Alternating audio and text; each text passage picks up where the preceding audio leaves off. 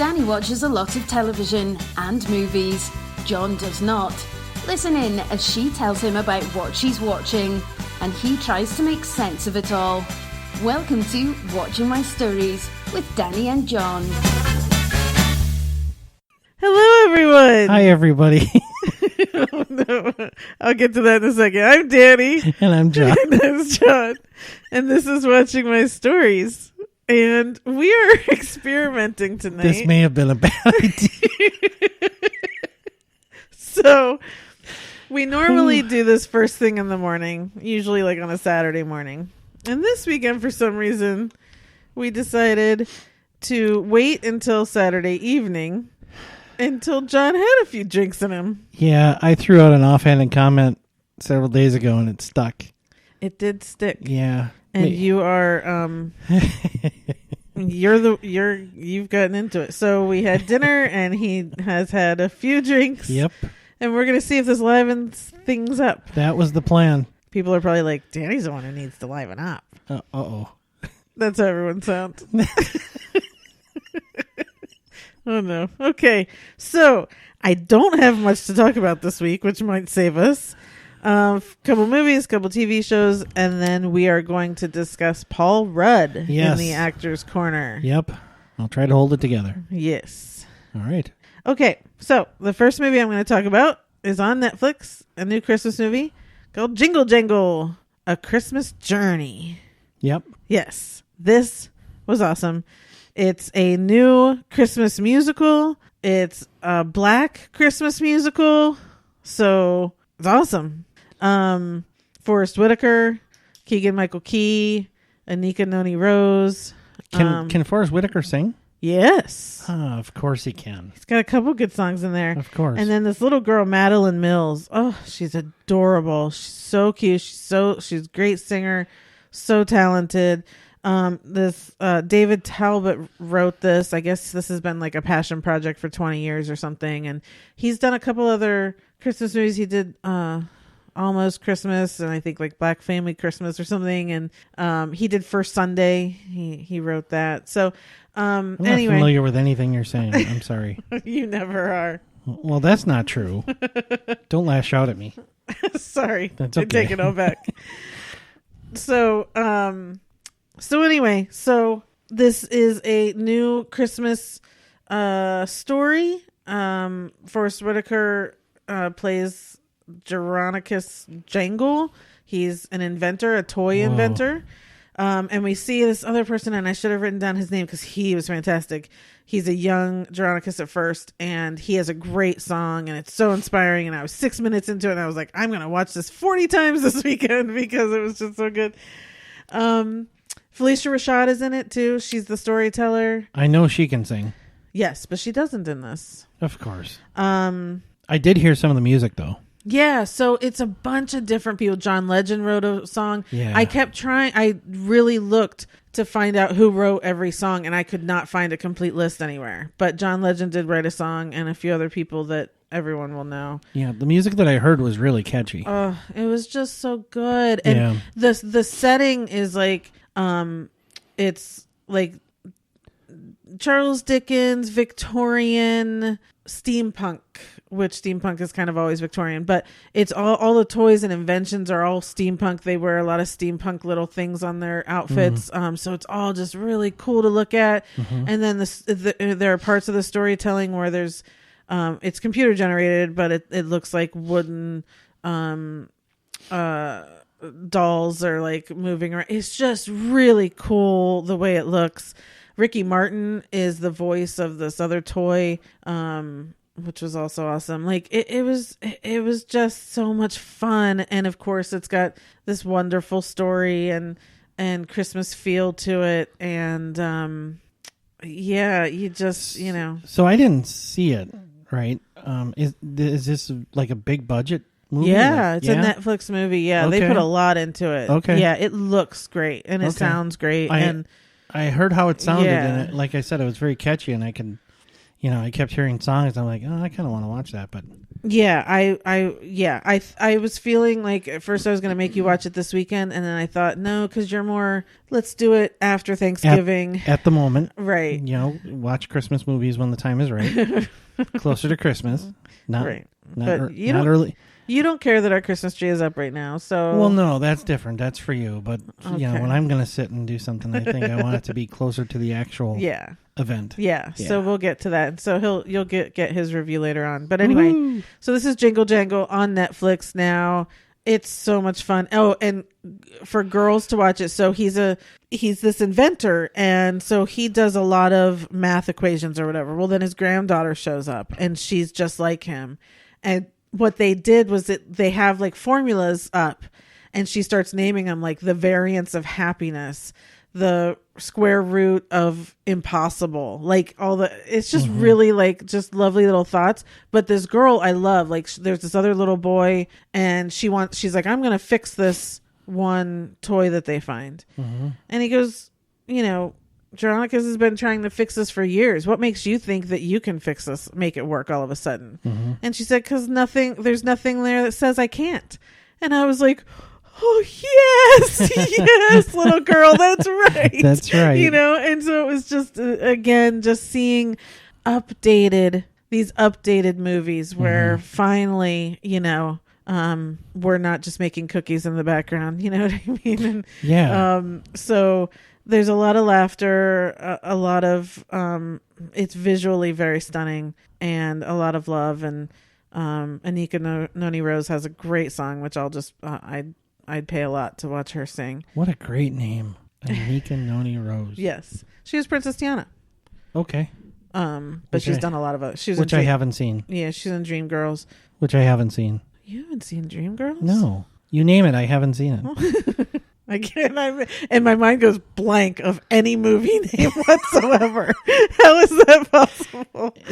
Don't push me. In an index of 3 million, you lost them all. I did. Perfect. You cursed me. Okay, so that's Jingle Jangle on Netflix. Definitely go check it out. It's a family movie, but everyone will love it, and definitely get girls to watch it too. I will be watching it, and for what it's worth, I'll give you my 2 cents in a month. Yes. Month. 2 cents. Yes, that's all I'll have. I'll spend it all by then. On drinks, alcohol and beers. Alcohol and beers.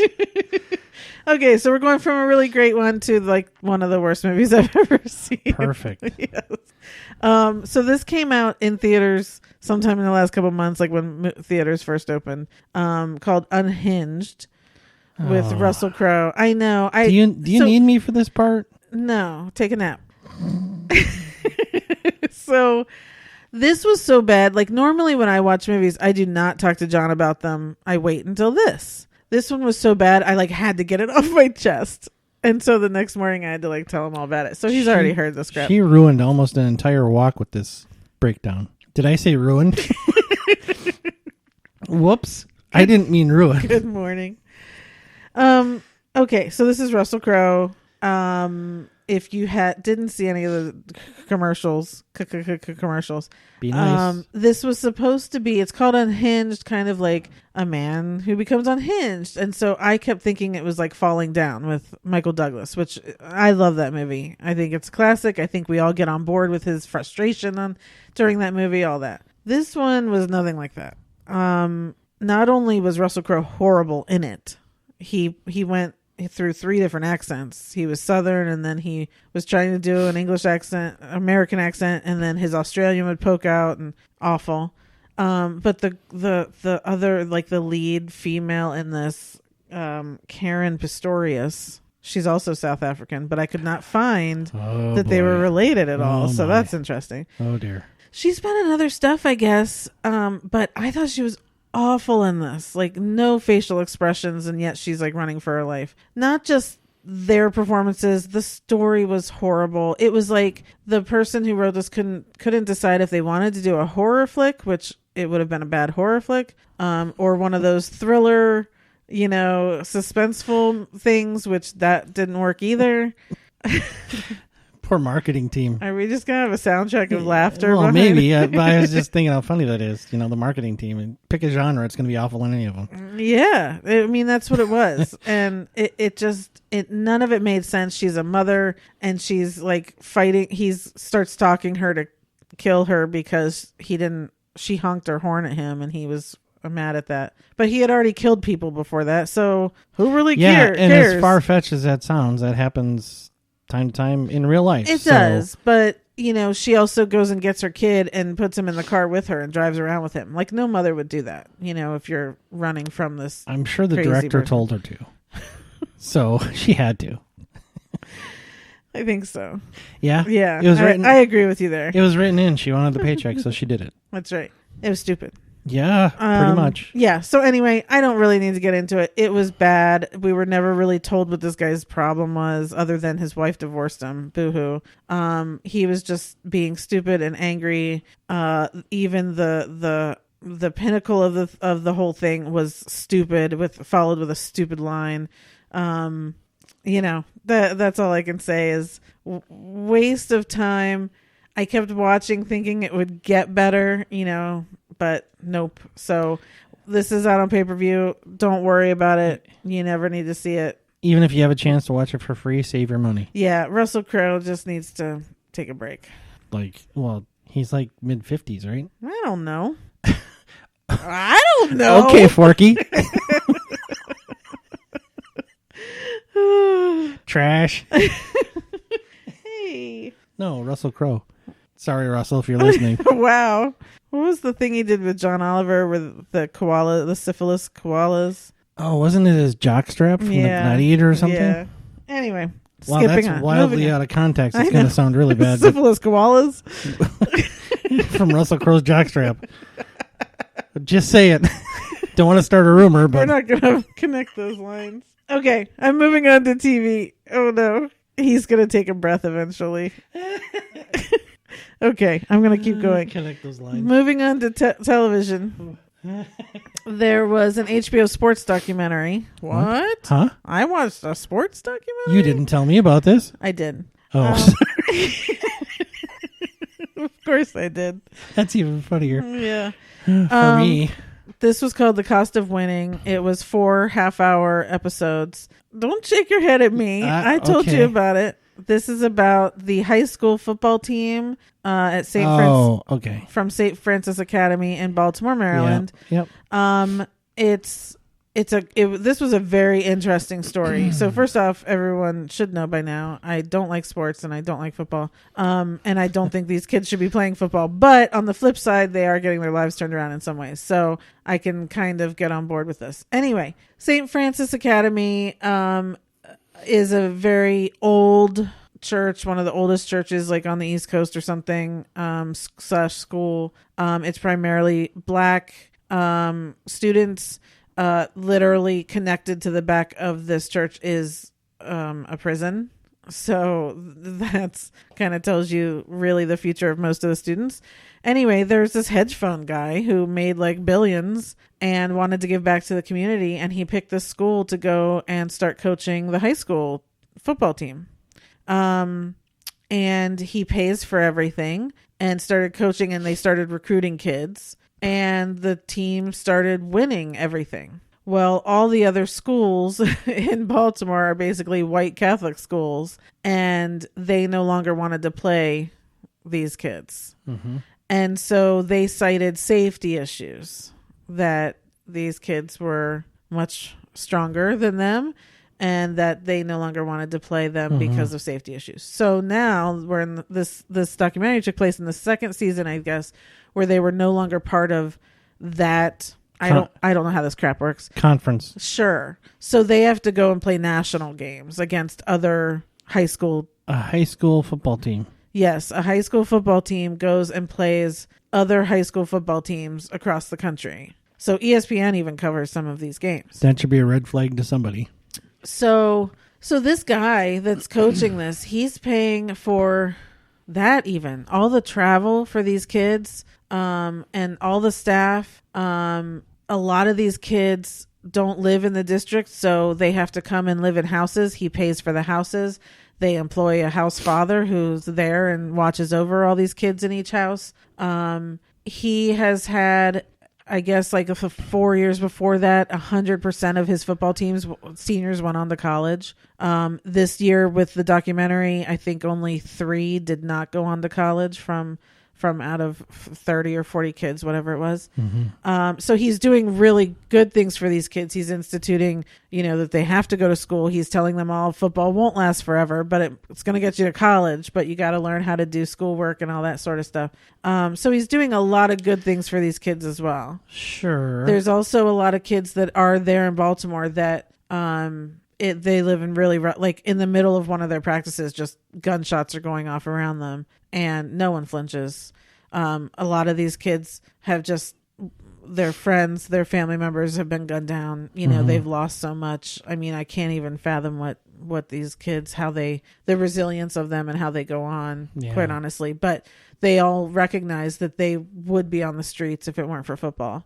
So it's really moving. It's really interesting watching them, seeing their families, what they go through, and seeing this guy who really is trying to change, and he's changing people's lives. Yeah, I guess I'm a little bit conflicted about it because if he's bringing kids in from outside the school district, the normal school area, obviously that's aimed at the football performance, right? And great for him changing those kids' lives.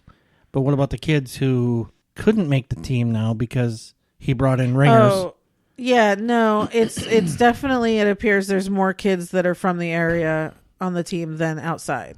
Okay. And it doesn't seem like if they're coming from outside, it's very far. You know what I mean? Like it's, so these kids just needed better places to live, really. So is the school and the parents of the kids, is this are they viewing this as a positive thing? Yes. Really? Okay. Yeah. Because honestly, when you first started telling it, I kind of had a negative thought about it. Like some guy shows up with a bunch of money and just starts... People were accusing him of that, kind of the white savior thing. But, it does appear, I mean, this school probably would be closed at this point if it weren't for this program. They don't even have a football field. These kids don't even have a football field to practice on. They have to go to a Y, and he has to pay for them to rent that field out to have practice. They don't have traditional weights and things. Like one of the coaches spray painted ladders on a street for them to do, the ladder in and out, wow. Jumping thing. Yeah. Like these kids don't. Jeez Louise. Have another drink. These kids don't. The school does not have any of that sort of stuff. It's it's insane, really, to think of that they continue on. One final question, and the prosecution will rest. Is he doing anything for kids in the school outside of the football program?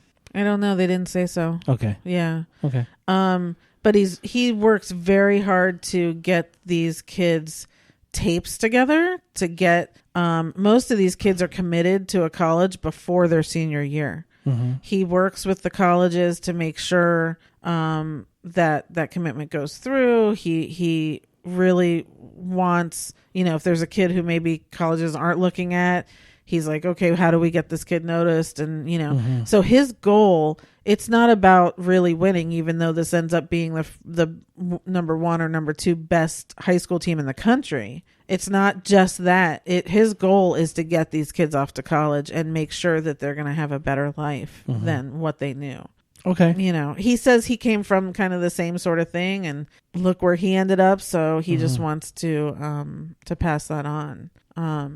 Okay. Yeah. The story wasn't so much about him. They honed in on the kids, telling their stories, seeing their home life, talking about what they've been through, what their normal lives would be. Sure. So it was interesting. So it's called The Cost of Winning. I'm sure it's on HBO Max now. you can go and watch that. Yeah, maybe I will, just to give it a fair shake. Yeah, because maybe I'm looking at something wrong. And again, it's when the sports stuff comes around, I'm not really, I'm like, I don't know what that is. So, okay. When's the finale? Yeah. So yeah, look at their costumes. Their costumes. Yeah. So that's that. Sports. Cost of Winning on HBO. Okay. Next show I'm going to talk about is on Netflix called Dash and Lily. This was a cute little, I guess it was a young adult book. And so they turned it into a young adult series. I think it was only 8 episodes. I'm not really sure, like half-hour episodes. It was really cute. Mm-hmm. But I had a few problems with it. The premise was really cute. And if this had been people in their 20s or 30s, I would have loved it even more. Okay. So the premise was there's a notebook that Dash is the male. He finds a notebook in the middle of this big bookstore in New York. And inside it kind of says, hey, if you want to play along, whatever, here's some clues. See if you can figure out something, blah, blah, blah. And he has to like go through books and figure out this process and then write back to the person and leave the notebook. And then Lily is the one who wrote the notebook. So then she comes in. So they start writing back and forth to each other through this notebook. And they start kind of even daring each other to go and do things around the city. And as they start to learn more about each other, their dares start to become more personal. Like, I know you're scared of this, so I'm going to force you to go and do that sort of thing and come out of your shell and all that. And it's during Christmas time, so it kind of has a very Christmassy feel to it.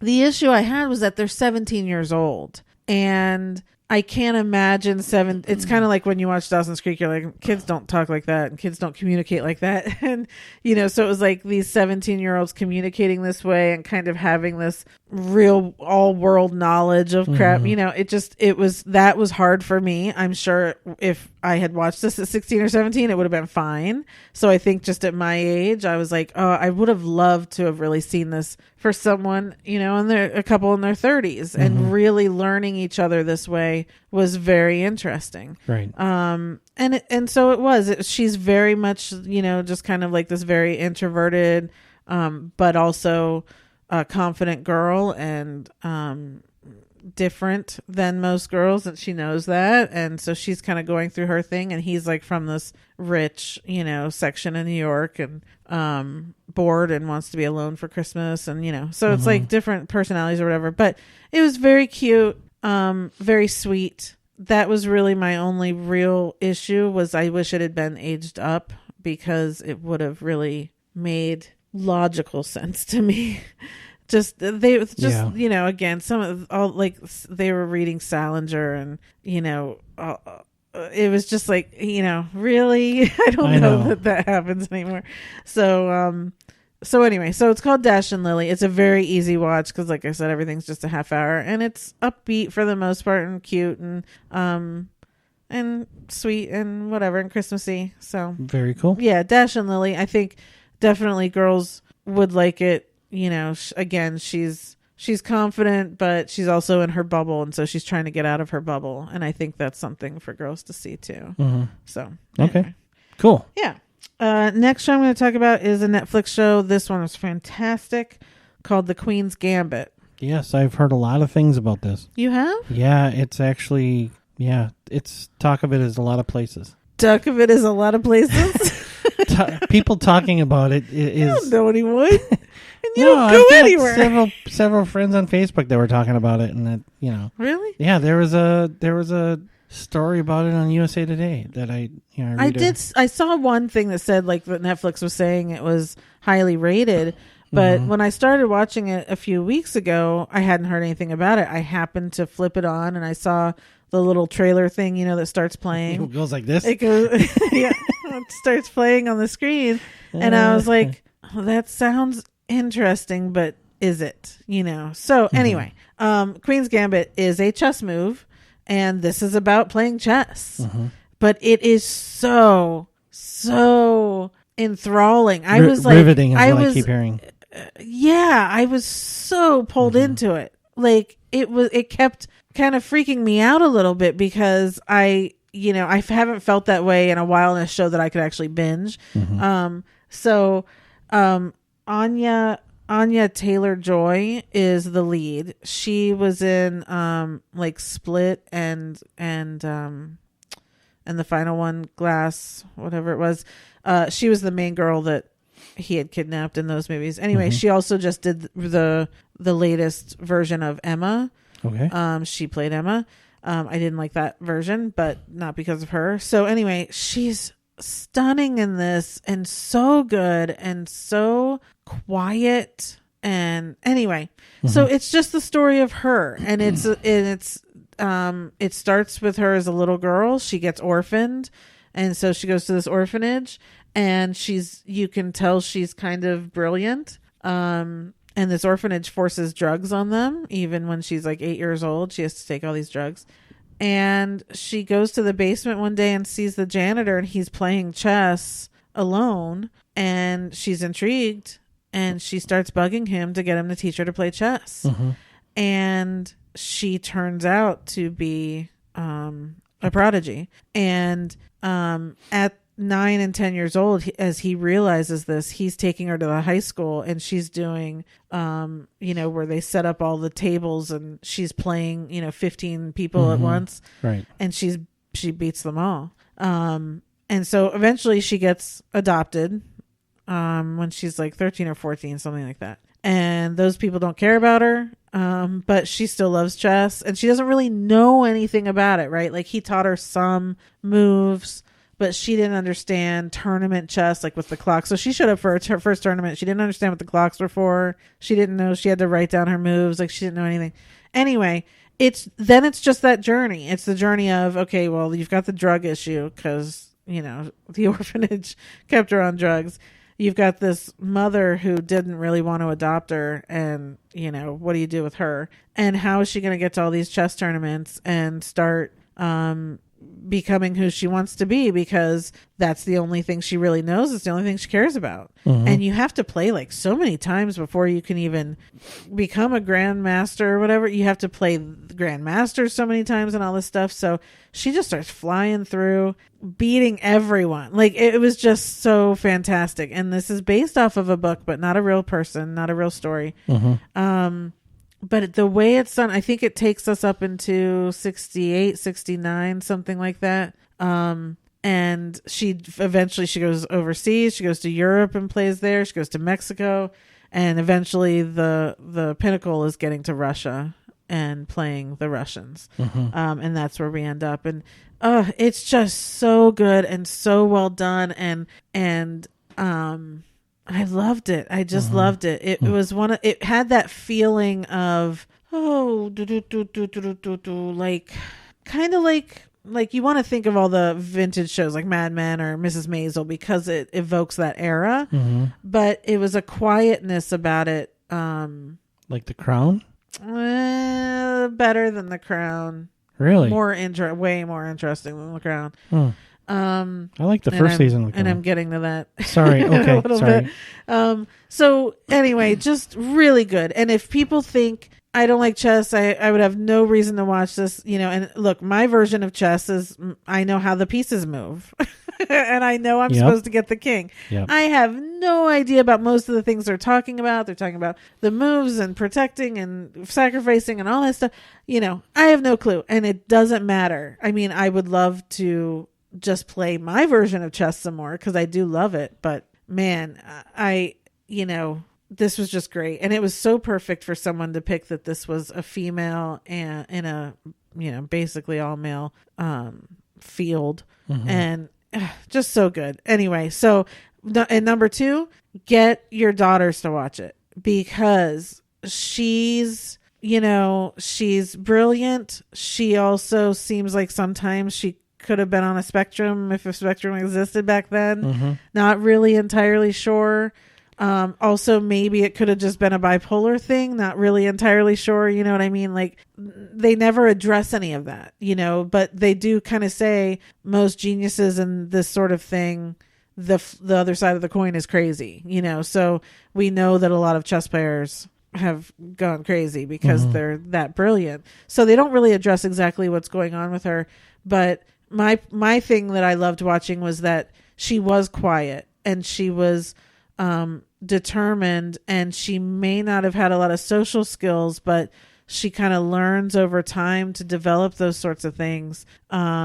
Maybe still not to what people would consider typical, but I just really loved watching a girl set about and kind of take care of herself a lot, but also realize you do need other people too. Mm-hmm. So it's all great. It's all great. Okay. Yeah. And there's a lot of good people in it. And there's a group of players that kind of help her out as well, which is also really an interesting way to go. So you can't do it alone is basically what the theory of that sort of thing is. Sure. So The Queen's Gambit on Netflix. Definitely check it out. I don't even remember how many episodes. I think there's 10 episodes. It's worth it. It doesn't matter. Just watch it. Okay. Noted. Okay. So now I'm going to talk about The Crown. So season 4 comes out tomorrow, Sunday, November 15th. Yep. When season 3 came out, because I loved season 1 and season 2, loved them, thought they were so interesting, so well done, kept my interest.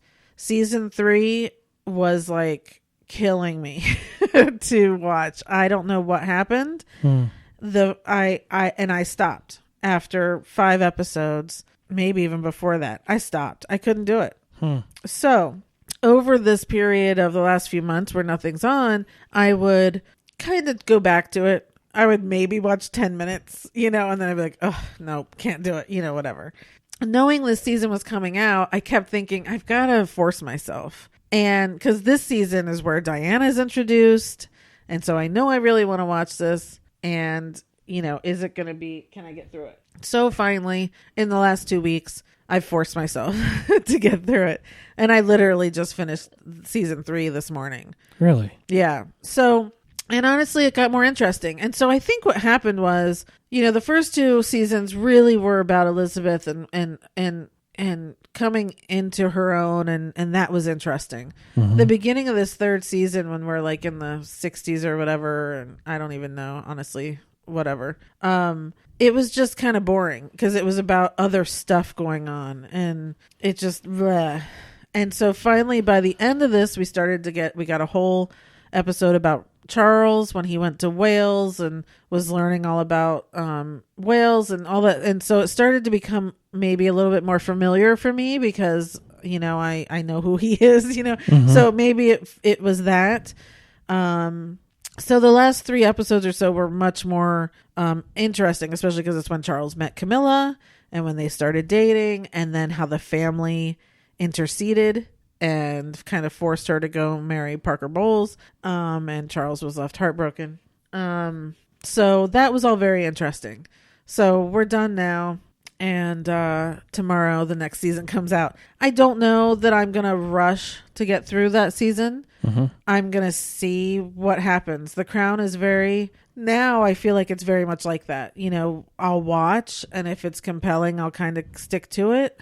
But I'm not going to push myself to watch it over the next week, mm-hmm. unless that's what comes naturally. Mm-hmm. So we'll see. But it's still a quality show. Everyone is amazing. That's not a question. It's just that for whatever reason, that 3rd season was just hard for me to get through. Sure. So. Okay. So moving on. But tomorrow the 4th season's out on Netflix, so everyone can go enjoy it.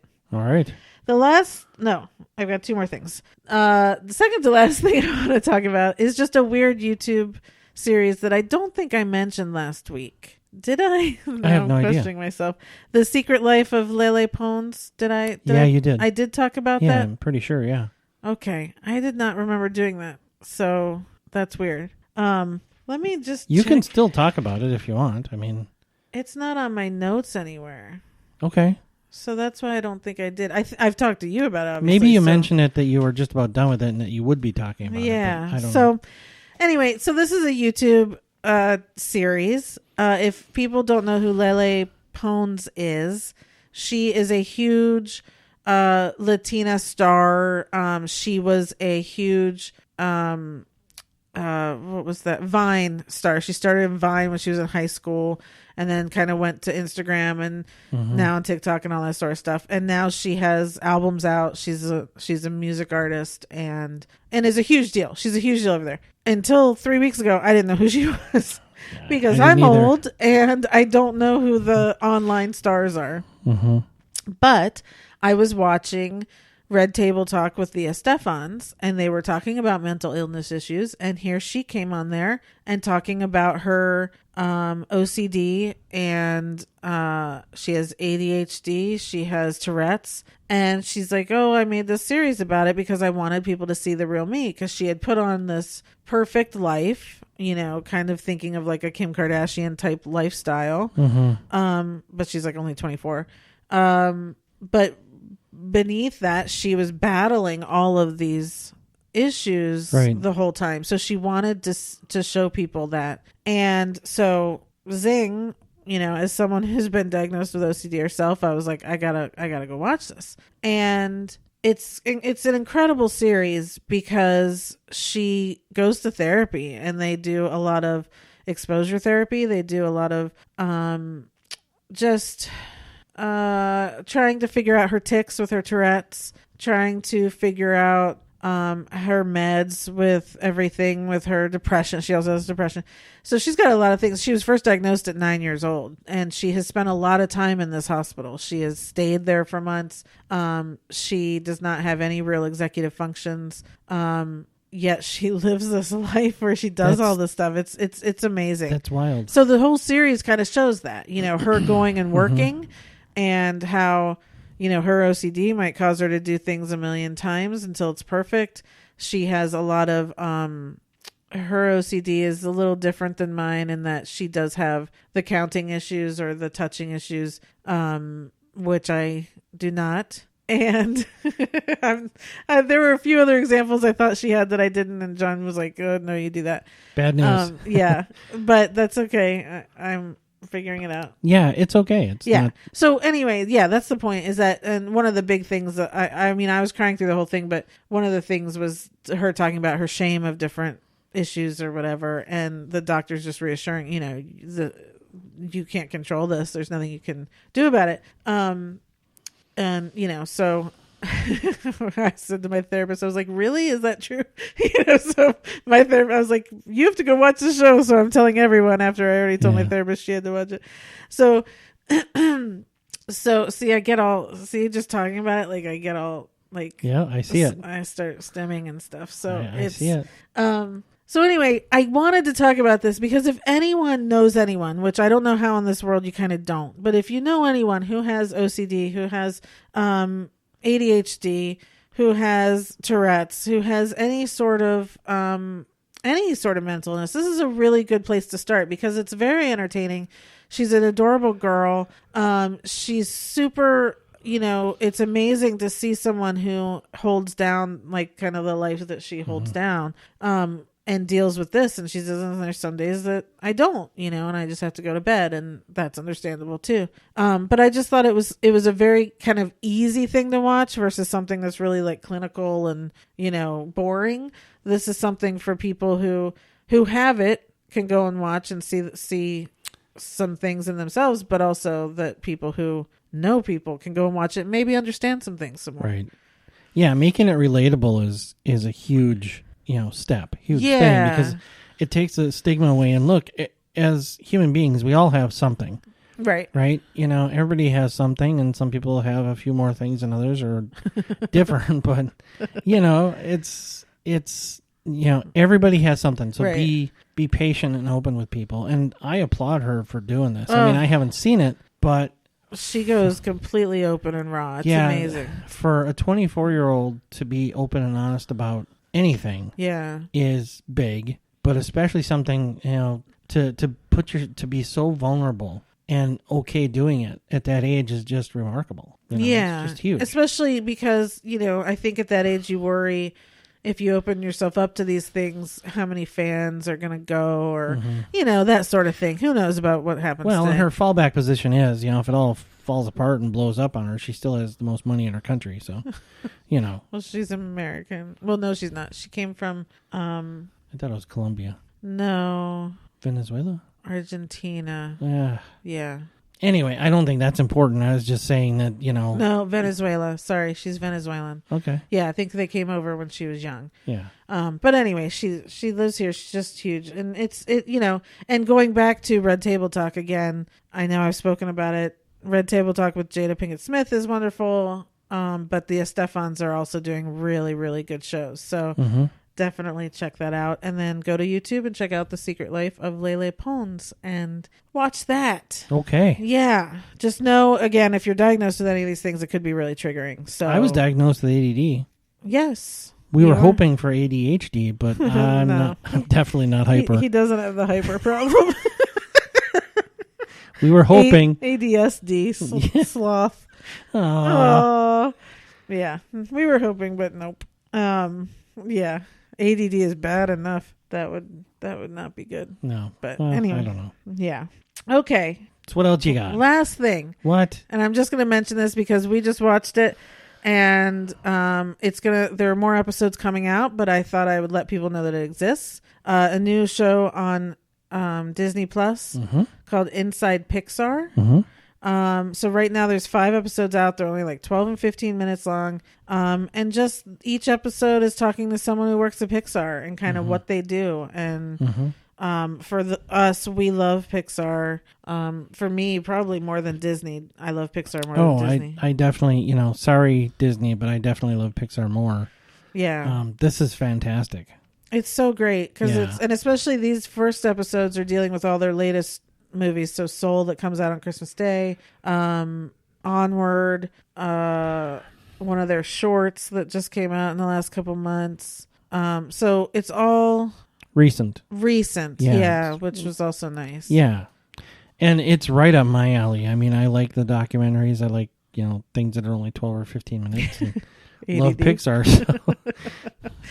No, it's really good. And I guess the new episodes, I don't know if they're coming out every Friday now or if it's every Tuesday, something weird, but we'll definitely be checking in and we'll let you know when it's over. But I wanted to just put it on everyone's radar. Go to Disney Plus and you can watch Inside Pixar and really learn kind of how they do some things. Yeah, and of course, like most things on Disney Plus, they're really well done. I mean, they're very well written and just the way the episode flows, it's really nice. It really is. Yeah.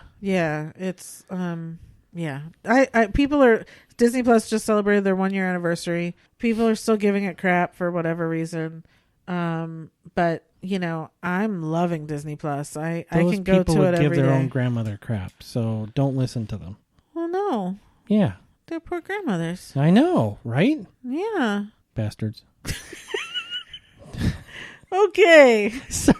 We're going to move on to the actors corner. The old man in the corner woke up for a second. Sorry about that. So, we're done. We're going to go to the actors corner. Honorable mentions for television? Oh, go ahead. Well, The Unicorn came back. Oh, yes. Yeah, so that's back. First episode was, Thursday night? Yes. Glad to see that show back. I love that show. Yeah. The whole ensemble is back, and it's just very comfortable. If you like that show, you like the first season, it's back, and it's very comfortable. You're going to fall right back into it. So exactly. It's great. Yeah. Yep. There was something else I wanted to talk about, too. I thought, I guess it's my personal journey with Schitt's Creek. Oh, yes. I've got like a season and a half left. Yeah, we're closing in. We're blowing through them like 2 or 3 a night now. So, yeah. Probably probably by the next time we do this. Well, let's talk about that now before we get into Actors Corner. I think what we're going to do is we're going to have a special kind of Thanksgiving episode next weekend. Oh, okay. So this week we're going to spend watching all the Friends Thanksgiving episodes. I know we've talked about them on here before, but we're going to do it again because I think that was 2 years ago. And some other Thanksgiving episodes of shows that we love or whatever. And then we're going to talk about some Thanksgiving movies. Right. A very Thanksgiving centric episode. I don't think we're going to do anything else other than those. Right. And then we'll start our 2-week cycle again after next weekend. Oh, well then I'll definitely be done and have a full report. For sure. If I remember it. David. Yeah. Baby. Oh my God. Every time she says baby, he laughs hysterically. It's like, you're not used to it yet. Yeah. Okay. Moving on to Paul Rudd in the actor's corner. Yeah. Love Paul Rudd. Yeah. If somebody has a problem with Paul Rudd, I don't want to know that person. That's like having a problem with Tom Hanks. Tank Holmes. Tanks Holmes. Tanks. Who are you waving at? I don't know. Tanks, but no tanks. And the other thing is, he's been in like everything, right? He shows up, like I think he pops around the corner and waves. And you were waving. I was waving to Paul at Rudd. Paul Rudd because he just popped around the corner. So, what I tried to do was really only use the ones where he was like a main character in the movie versus, because I figured my honorable mentions can be you sound like you're from London. Yeah, see, I haven't seen as much as you have. That's true. So I've included, you talking like you sound like you're from London. Okay. As in my, baseline here. So okay, not whatever. A problem. All right, movies you love. Okay, so I can't read my writing. Friends. That's the first one I put down. Okay. That whole storyline with him and Phoebe was so fantastic. Yeah. And that episode with him and Ross where vis-a-vis the following Vikram. No. Where Rachel and Phoebe go out and leave. Oh, and they're stuck at home and they have nothing to talk about. Yeah. So I think that was that's a sleeper. I think that's a really good episode. That's one of my favorites. I don't like the part with Rachel and Phoebe, but I do like the part of them together. Oh yeah, I'm talking strictly about the guys. Yeah, and then there's the Mike Hannigan, crap bag when Phoebe changes her name to Princess Consuelo Banana Hammock, and he says, "Okay, well, I'm going to change my name to crap bag." I remember her saying that, but I don't remember him in that. And he says, "Just remember by thinking of a bag of crap." And then one of her clients comes up and she's like, "Oh, Mike," or something. "This is one of my best clients," or something. And he goes, "Aren't you going to introduce me?" And she says, "This is my husband, crap bag." And that's when she decides to change her name back. Okay. Yeah. Thank you. Anyway. Thank you for all that. So sorry. All right. So Friends. I Love You, Man. Yep. That's on mine. Yeah. And This Is 40. Okay. Yeah. Okay. So I Love You, Man is on my love. Come on. Mm-hmm. Slapping the bass. Totes my goats. I think about that movie and there are parts in there where Jason Segel, it irritates me a little bit. Really? Yeah. Yeah. And maybe it's just some form of OCD or something, but where he doesn't pick up after his dog and the guy steps in it, it just irritates me, aggravating. So, okay. But the movie is fantastic. I mean, I love the movie, and that doesn't really take away from it. It's just every once in a while, Jason Segel's character is just a little much. Okay. Yeah. Okay. But yes, slapping the bass, man. Slapping the bass. Yeah. And there's so many of the awkward moments, especially in the beginning when he walks in on the girls' night and made them drinks, and it's just so awful because he has no friends, and oh my God. But it's hysterical. There's so much. Watch this. Crop dusting. Boom. Right. Yeah. Yeah. So there's lots there. And then This Is 40 I actually have under my not really because of anything other than I just didn't have enough room for everything. But love that movie too. There's so many things in that movie that the scene with the two of them in the hotel room when there goes that mouse. Yeah. When they ate an edible or whatever it was. Yeah. Oh my God. Did you see it? Yeah, him and Leslie Mann, they do have a great chemistry. Yeah. Well, and it's one of those things that just recently, if you guys were watching, I think I talked about Actors on Actors with Variety. Chris Evans and Paul Rudd just interviewed each other. And Chris Evans pointed out, to Paul that there aren't a lot of people that are in three kind of the biggest, whatever you want to call it, parts of pop culture. So he's got the Judd Apatow movies, like This Is 40. And then he has the Marvel movies and Friends. And he was like, that's very rare to have that many things going on. And Paul wouldn't answer, kind of. He was very embarrassed by it. But Chris was like, what is that like? And what do people come up to you most for and stuff? And he like deflected and didn't really answer. Yeah, and I'm sure if they do another Star Trek movie, with Chris Pine, you're going to see Paul Rudd show up in it somehow. Waving in the background. Just waving. He'll show up outside the window waving. Hey guys. Hey, everybody. Yeah. Okay, so my other love first is Clueless. First time I ever saw him. It's the absolute classic. I will never forget that that's the first time I saw him and fell in love with him. Mm-hmm. And he's wonderful. And of course the movie's great around him. So that's fine. Then I Love You Man. And for me, it doesn't get better than Anchorman. There's nothing to say because it's perfection. Second one, there are some good parts in the second one, but that first one is perfection and so wonderful. Yeah, and for me, it's kind of like, obviously Will Ferrell is the lead, but none of them really stand out above each other. Oh, it's the four of them are just perfect in everything they do and perfect together. Yes. Yeah. Yes. I stabbed a man with a trident. Yeah, I've been meaning to talk to you about that. Okay, movies you like. So yeah, this could have gone a lot of different ways, and in the end, I may have panicked a little bit. So I went with This Is the End. Okay. I don't even remember. Yeah, very small. Yeah, very small. But like I said, I think I panicked. Dinner for Schmucks, which I think the first time I saw it, I didn't really care for it. Yeah, I have that under hate. Yeah, I know. But then I watched it again, and not that long ago. I watched it. It was like a couple months ago. It happened to be starting when I woke up and I was awake, and I ended up watching it, and it was like, I don't like the premise, but him and Steve Carell are fantastic. So I put that on there. Okay. You don't like me much right now. You're like...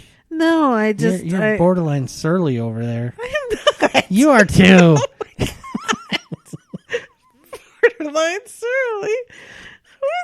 Whatever. I'm sorry, that was rude. Wow. Next. And Monsters versus Aliens. Okay. Yeah. Wow. Yeah, I know they're a little bit obscure, but I haven't seen... So my embarrassed I haven't seen could be like... Yeah, we need to make sure that's a good amount. Yeah. Okay, so on my I had This Is 40. I have... Can I read my handwriting? Object of My Affection. Saw that twice in the theater. And still, I will always watch it when it's on. I love that movie so much. What is that? I cannot read. Do you need your glasses there, Margaret? Margaret. I put Ant-Man. That covers the gambit. Yeah. The first Ant-Man movie. You mean Gambit? Gambit? Queen's Gambit. Gambit. Stop laughing. I wish we had video because you were just bouncing. Covers the gambit. Gambit. Gambit? It's Gambit? Yeah, it runs the gamut. It runs the gambit. Okay, we'll go with it. No, that's just interesting. It's okay. Okay. I want you to understand why I was laughing. I wasn't trying to point it out to don't need embarrass to know you. why you're laughing. So Ant-Man, the first one, not so much. I love Ant-Man and the Wasp, but I really love him in Civil War, obviously, but then in Endgame when he really, shows up, obviously, is great. So, and I'm really looking forward to the third Ant-Man. It's gonna be fun. So I really like him in that character. Okay. And then I have a fourth one here under Living with Yourself. This is a show that was on Netflix that came out like a year ago, and it was so good where he clones himself, and it was so good. And if you haven't gone to watch it and right now you're looking for stuff to watch, go to Netflix and watch Living with Yourself. It's Paul Rudd at his best, really. It's just wonderful, and it's great, and it's fun, and it's entertaining and interesting, and it's clever. And very clever. Yeah, I remember that now. I had forgotten all about that. Yeah. That's not a shock. Okay, movies you hate. Wanderlust. You do? Yeah, I didn't. I love that movie. Well, that makes us even then on whatever it was. or Dinner for Schmucks. Huh. Maybe I put those two in the wrong place. Maybe you did. Maybe have. You should have done this before you started drinking. Now we know. Do the list first. Paul Rudd. Who's Paul Rudd? Yeah, well, the fact remains, whether it's on my list or not, I didn't really care for Wanderlust. Huh. Yeah. I think it's funny. Didn't make my list, but it's funny. So is that it for hate? Yeah. I have, if I can see it, Dinner for Schmucks and Year One. Year One I actually turned off. It has everyone that I loved in it. I didn't even know he was in that. It's about Cain and Abel. He was Abel. Who was Cain? That little Michael Cera, I believe. Why did I think it was me on that? I think so. Why did I think it was Michael Cera and Jack Black? I don't know. Now I have to look it up because I could be wrong, I guess. Oh, it's pretty awful to hate a movie when you got the wrong actor. Like I said, I turned it off, so it doesn't matter who's in it. I guess it doesn't matter if it's that is Jack Black. Yeah. So wait a minute. Jack Black is Z, and Michael Cera is O, and Paul Rudd, where is he? Is Abel. Huh. Okay. Yeah. So I might not have even gotten to his part in it. Yeah. Okay. Yeah. I feel like I remember that was So whatever it's it was, valid. I did not enjoy it. Yeah. And again, I love Jack Black. Whatever. But I love Jack Black, and I've never really been tempted to watch it. Yeah. So that's okay. Yeah. All right. Secretly Love.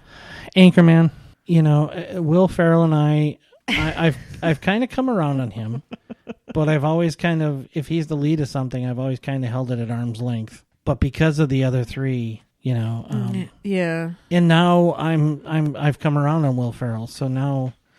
I mean, come on, you laugh at I'm Trapped in a Glass Case of Emotion. I know, I do. He punted Baxter, and you see, there's a lot that you laugh at, so you just gotta watch it again.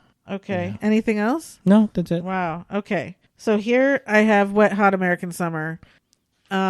If you grew up watching 80s movies where kids always went to summer camp and they were the counselors and they had sex and whether it was a horror movie or not, that was always happening in the movies.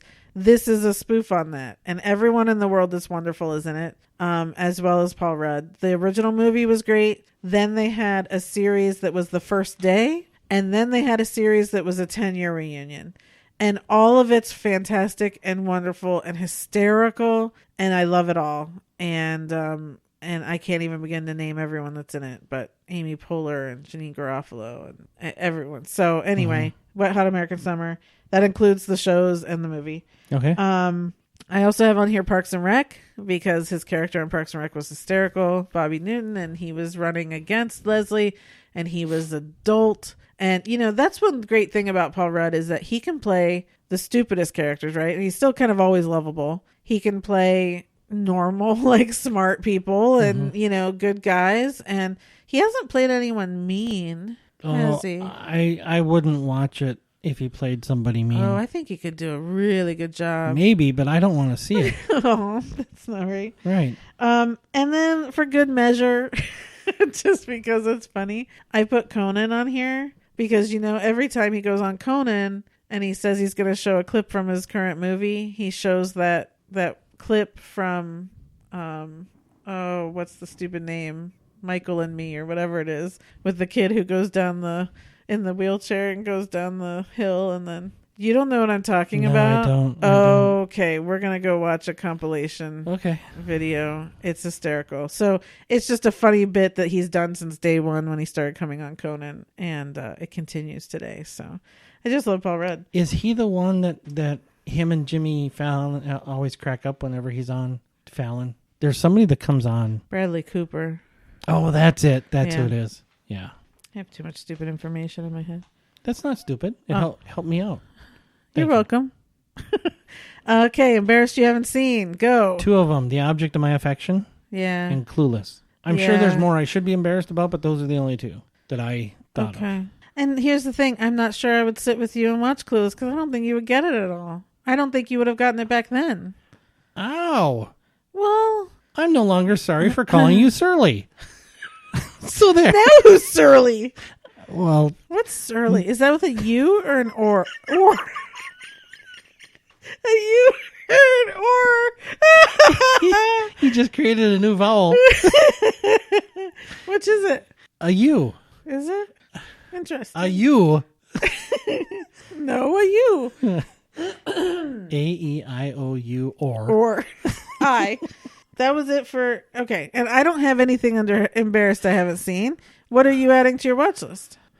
Wet Hot American Summer. Woohoo! Yeah. Yeah. That's funny. You made me watch a little bit of one of them, and I thought it was good, but I haven't really thought about it since.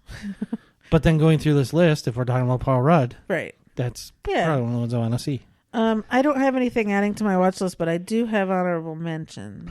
Okay. As in, of course, 40-Year-Old Virgin, which was the same. No, I'm confusing that. Sorry. That was Knocked Up, which is the same as This Is 40. Same Him character. and Leslie Mann. Yeah. Yep. Over Her Dead Body, not such a great one, but I have it on here. I didn't hate it enough to put it in the hate category, but thought I would mention it that it's not the best. Is it a dishonorable? What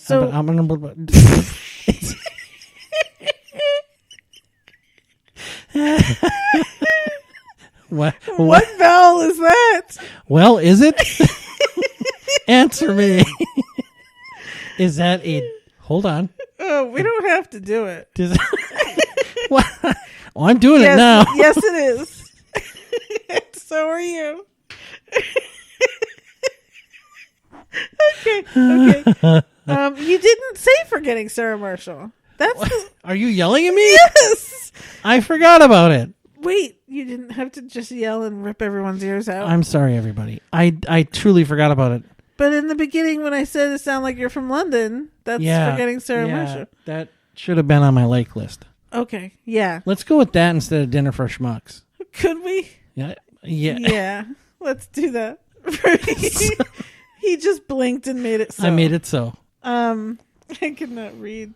Role models, funny. I have Wanderlust on here as an honorable mention. Perks of Being a Wallflower, love that movie. Mm-hmm. Admission with Tina Fey. It's lovely. It's not one that I watch all the time, but and then a rom-com kind of spoof called They Came Together with him and Amy Poehler, where it's like all the tropes of a rom-com they put in this one movie, and it's hysterical, but it also kind of works. It's really funny. So I love that movie too. Okay. And that's it. All right. Yeah, I'm sure he's going to be doing a million more movies, so we'll have to revisit him. He had like a half dozen things in post. Yeah. For 2021 or something. So yeah. What? I don't know. That's all I got. Okay. If you're waiting for something spectacular from me, it's not going to happen. Ready? Go. Say dishonorable. Say Irish wristwatch. No, I'm not. Nope. Not saying Everyone at home say Irish wristwatch. That was fun. Yeah. Okay. I guess that's everything. I don't know that your drinking had any impact on this whatsoever. Oh, I think I feel it. I think the people at home feel it too. You think? Yes. Okay. Yeah. That's everything. So we are going to be back next weekend, the weekend before Thanksgiving, to have a full Thanksgiving episode and talk all things Thanksgiving. That makes sense. Do you think? You think they cracked that code? Didn't see that coming. Okay, we're going now. Yep. Everybody have a wonderful week, and until then, I'll be watching my stories. Thanks, everybody. Okay, bye.